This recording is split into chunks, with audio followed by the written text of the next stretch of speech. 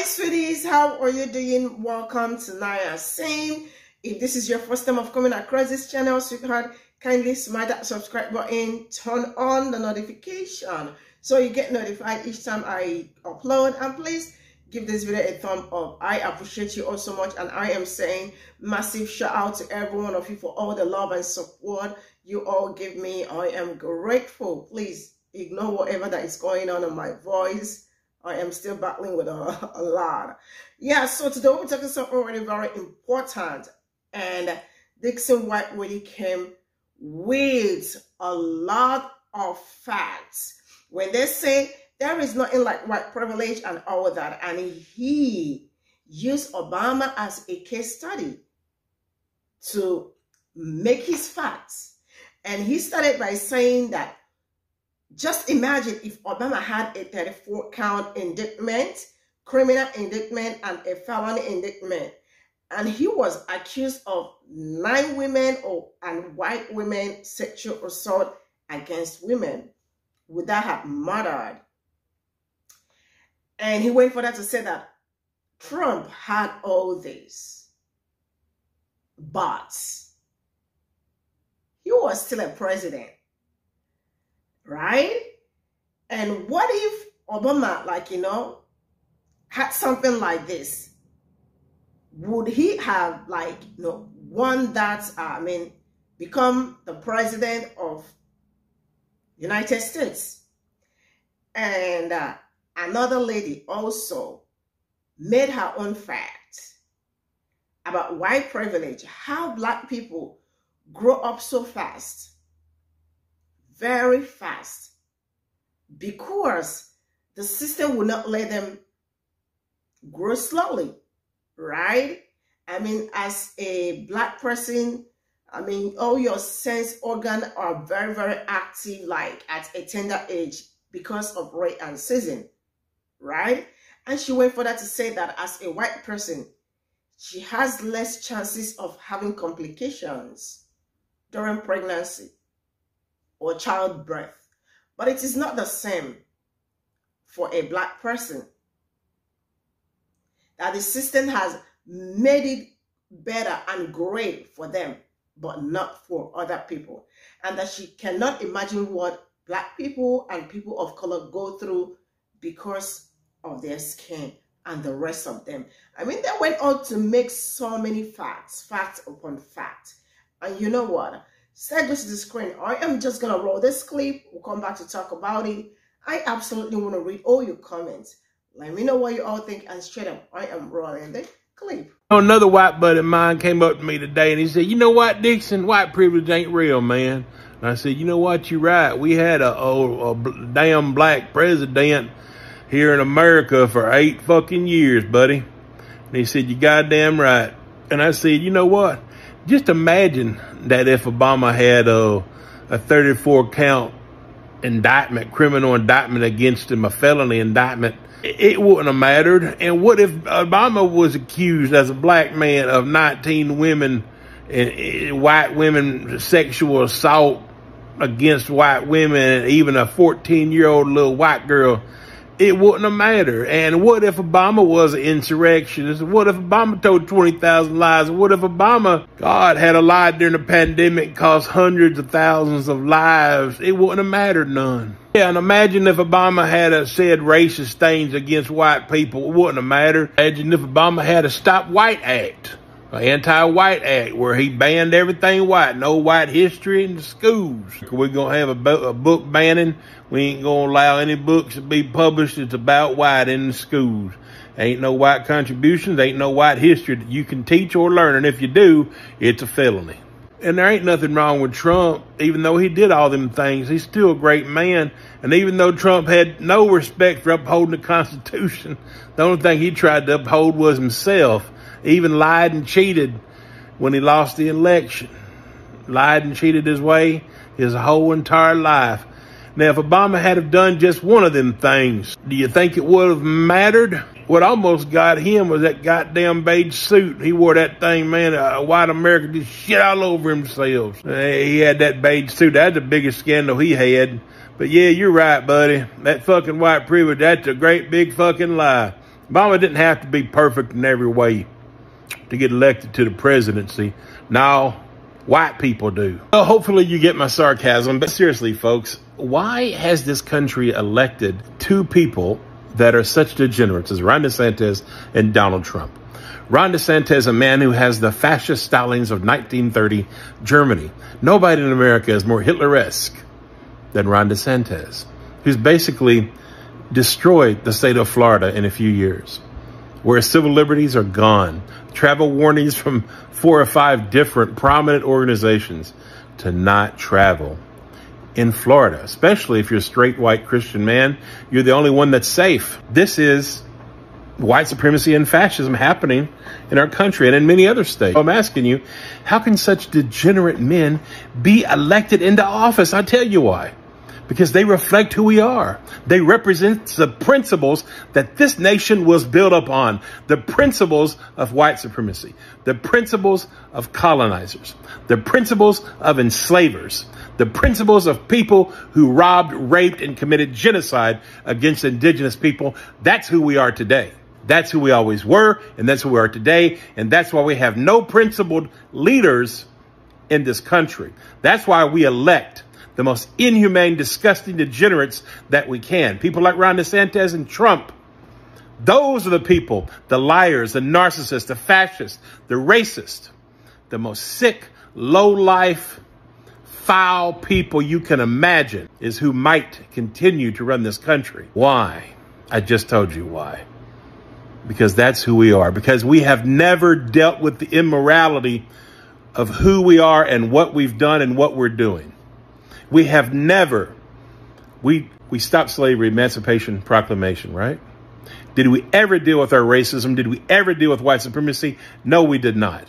Are we today? No, we are not. If anything, we are continuing to embrace it. That's the truth and that's the reality. And I say all of this in hopes that you guys can have some kind of an awakening. Yes, that you can become woke to humanity and to truth.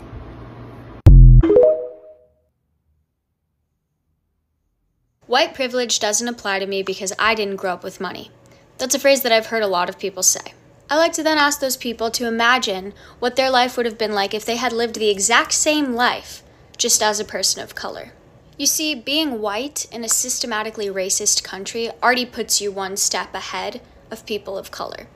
And that's what white privilege is. I think that the title can be confusing for a lot of people. The list of ways that I personally have benefited from white privilege would go on for years. I'll start off with my childhood. Just being a white kid in general, I think I got to be a child for longer. People of color have to grow up really fast, especially in this country.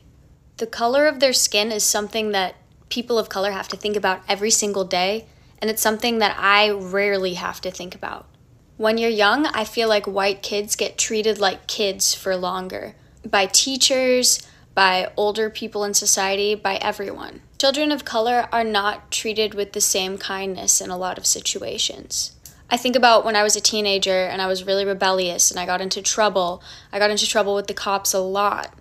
The color of my skin may have saved my life in several of those instances. The color of my skin may have kept me from being arrested or sent to prison. Now, don't even get me started on the prison systems. If you want, I can make another video on that. And I think about my education and how I was accepted into a really difficult songwriting program. Considering that the school was a Southern Baptist Christian school, there's a pretty big chance that my skin color contributed to that. I think about every single job I've ever gotten. Retail, coffee shops, restaurants. Everywhere I've worked, I've been hired pretty much on the spot. When I was 16, I was applying to work at Panera Bread. You wouldn't know it, but I'm half white and half Hispanic. And when I got my dual citizenship, I was really excited about being able to say that I'm Hispanic, so I put on a job application that I was Hispanic. And when I showed up to the interview at Panera Bread, the interviewer said to me, "If I had known that this is what you looked like, I wouldn't have put you working in the kitchen." I did not know what to say. I think about that interaction a lot, and it makes me really, really sad that our country operates in this way. So those are some of the big ways that I've benefited from white privilege, but let's talk about the everyday things. I think about when I go to buy shampoo, when I go to buy makeup, when I go to buy any beauty products. I really don't have to think about it, actually. I can go to any store and there will be options for me because I am white. But people of color are often forgotten about in those situations. I've never had to worry about not finding products that work for my hair type or not finding foundation that matches my skin color. I think about the princess movies when I was a kid. Every single princess was white and looked like me. The only princess that was a person of color was Pocahontas, and that entire movie was a complete lie and spun the narrative to make the white people look like the good guys when actually they kidnapped Pocahontas and held her against her will. We can talk about that in another video too. I think about going to the store to buy toys and dolls, Barbies, Polly Pockets, Bratz dolls. They were all white. I think about the movies I watched as a kid. All of the lead roles were white people. And often people of color were portrayed as the bad guys in the movies or side characters. Getting to play with dolls that looked like me, getting to watch people on TV that looked like me was a huge privilege. Ultimately, I have the privilege of not having to think about my race when it comes into meeting new people, applying for jobs, walking down the street. Not to mention being in class and being surrounded by mostly people of my race. I'm never asked to speak for all the white people of the world. I don't have to worry about doctors or the medical system taking advantage of me. If I ever chose to have a kid someday, the risk of me dying in childbirth is significantly lower than people of color. These are just a couple of the ways that I personally benefit from white privilege. But like I said, the list goes on for years.